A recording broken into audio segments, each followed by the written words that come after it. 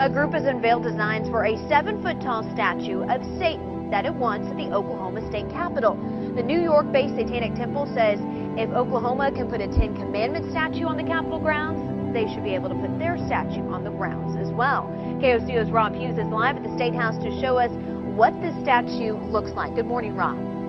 Katie, good morning. And that statue they want put right next to the Ten Commandments here at the state capitol. And I want to show you what this is going to look like. Take a look here. It's a 7-foot-tall, goat-headed demon sitting on a throne with 2 children next to it. The group Satanic Temple says it's formally submitted its application, and they are moving forward with plans, even though a state commission's put a moratorium on new requests. The commission says it wants to wait until a lawsuit over the Ten Commandments monument is settled. And right now, the Ten Commandments monument is on display here at the state capitol. Reporting live at the Capitol, I'm Rob Hughes, KOCO 5 News. This Arctic blast could see America reach its coldest temperatures in decades.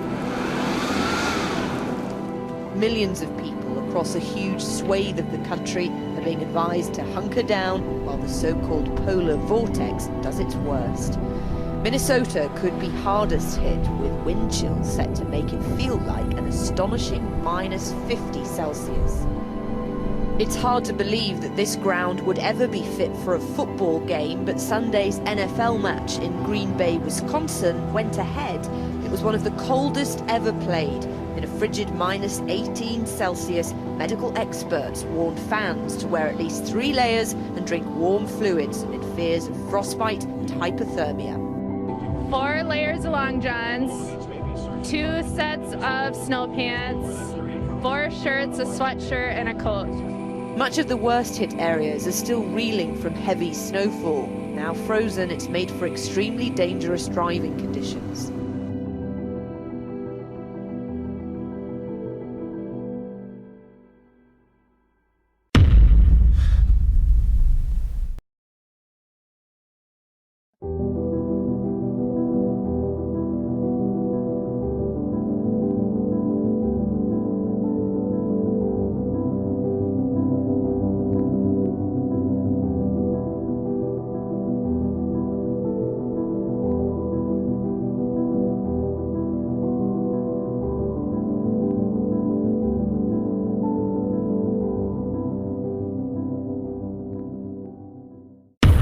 Hey guys, so it's about 3 a.m. or so, and I just got woken up to that weird ass noise again, and no one has really believed me when I said anything, so hopefully it's still going when I get on outside. This is like the 3rd time it's woken me up, and I don't know what the fuck it is, so if someone could explain it, that'd be awesome. Oh fuck. Yeah.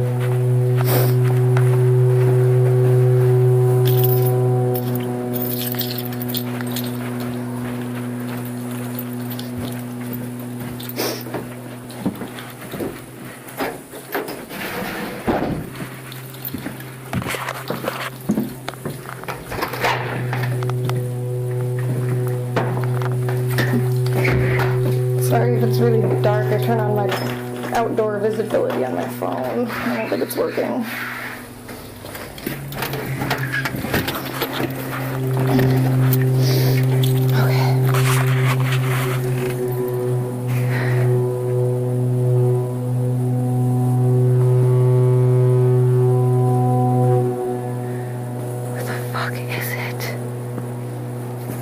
More breaking news. We're learning an earthquake has struck off the coast of Cuba about an hour and a half ago.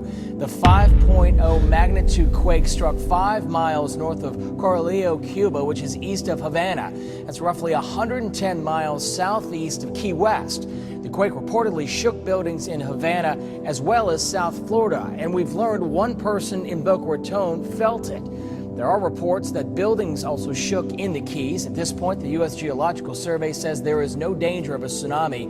We'll have much more information on this when it becomes available. Dozens of panicked calls into 911 this afternoon after homes in Southwest Florida started shaking with people inside.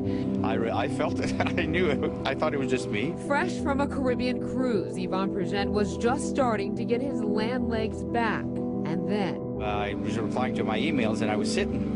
And I thought it was just my sea legs coming. I was sitting there, I felt it shaking, and I looked at my wife in the hallway, and she didn't say anything or didn't notice anything. He didn't imagine it. Prejean just felt an earthquake in Cape Coral. It must have lasted maybe 10, 15 seconds, and I was sitting down though, and I knew there was something not right. And he wasn't the only one. Thursday afternoon, calls came into 911 from high-rises in the Cape at Tarpon Point, Cape Harbor, and Burnt Store Marina.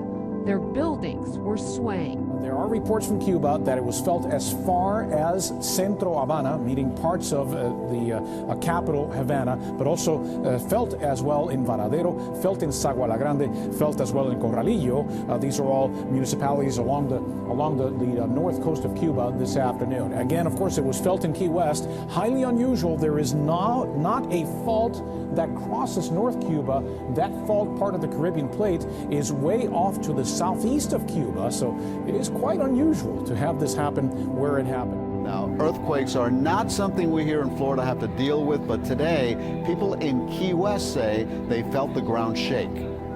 It was a very low rumbling. It kind of shook the office but did not tumble anything down. Well, I have to tell you, it was very low, so you really had to be sitting and concentrating to feel it. A lot of people did not feel it. But the people that did were a little confused. We have had some calls trying to find out what it was. We are getting a handful of phone calls, but I can tell you most of the phone calls I got were from people that were in our sheriff's office building that felt it and wanted to know what the heck was going on. But it is unusual here. I've been here for 28 years and never felt an earthquake here in the Keys. And that earthquake happened about 2 hours ago, but social media has been on fire ever since. Facebook and Twitter. Michael sent this tweet. Was that an earthquake? Am I crazy?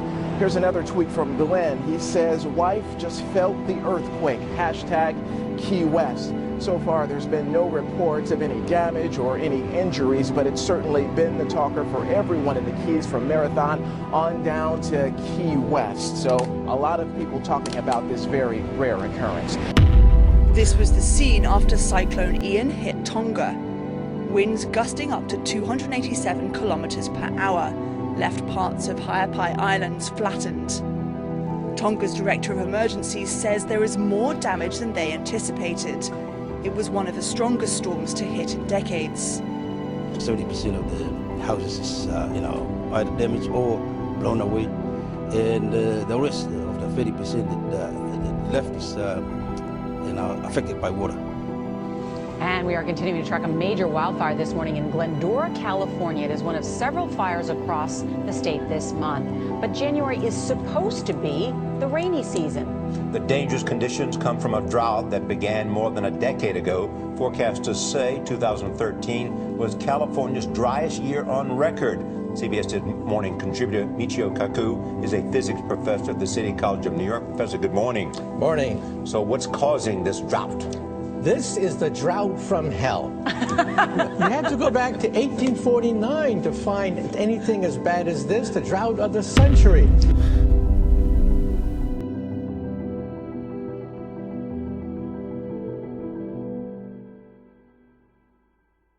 But for the people in California, it is living hell for them. I mean, this is a terrible drought for the whole state. That's right. Reservoirs are down to 30% of normal. We're witnessing a catastrophe in the making. The economies of the West could be a train wreck in slow motion. Israel held a state funeral today for former Prime Minister Ariel Sharon. He died Saturday at 85 years old after languishing in a coma for 8 years. The coffin of a national hero wrapped in the flag. Ariel Sharon was in so many ways the embodiment of Israel. Its rights and its wrongs, its hopes and its fears.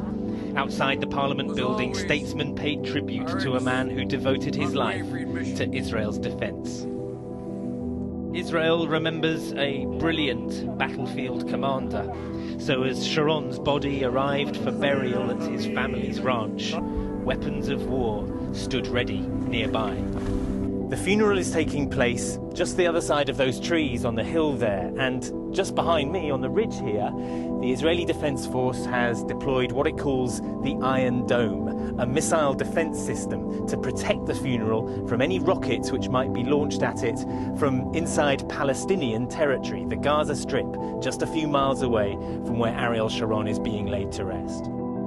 Palestinians from the Gaza Strip have fired 2 rockets into Israel, which landed near the site of the former Prime Minister of Israel, Ariel Sharon's burial. The attack occurred shortly after his burial ceremony had concluded and caused no damage or injuries. Israel had beefed up security in preparation for any possible attacks, with a heavy police presence during the ceremony, which was attended by dignitaries from around the world. In Iran, dozens of people took to the street to disrespect the Israeli leader as he was being buried by handing out sweets while holding anti-Sharon banners.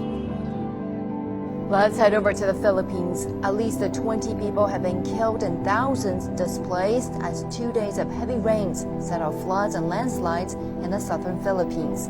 13 people are reportedly missing. Most of the toll came from floods and landslides that hit the Compostela Valley and the Davao Oriental provinces. Officials said the flooding has affected over 100,000 people from 10 provinces and prompted about 10,000 to flee to safer ground. Many homes were submerged and bridges damaged in Davao City. A government weather forecaster says rains may persist until Tuesday or Wednesday over the central provinces, including those hit by Typhoon Haiyan. More than 6,100 people were killed and nearly 1,800 others left missing in the typhoon that hit in November. It's rainy season, and it isn't raining. We're not getting anything here. Back in January of 2013, the state was in great shape. It was raining. It was good. January, February, the rain stopped, the snow stopped, and now we are in this severe to extreme drought across almost half of the state. That's what a lot of it looks like. 90% of the state right now in severe drought, 63% extreme, which is one step up from there. The rain just isn't happening, the snow isn't happening, and the state is under a significant drought and even red flag warnings. The fire yesterday just showed you some pictures that they couldn't get the fire out. It wasn't even windy. Everything was so dry, it just wanted to burn. It came almost out of nowhere, but within just a few hours had swept through hundreds of acres. I'm going to have to back up right now because part of my camera is starting to melt. What they call the Colby Fire, driven by strong winds, scorching its way across land left bone dry by the worst drought here for decades. With that load, and there he goes, 241 up. Wow, that's great. Crews called in Super Scooper aircraft to attack the fire from the sky, as hundreds of firefighters on the ground tried to keep the flames away from neighborhoods. Nice.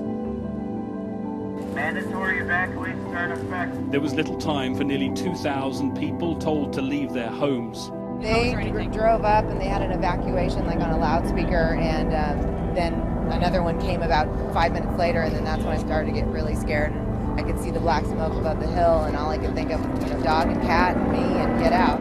And some of those homes didn't survive. Parts of a historic hacienda lost to the flames.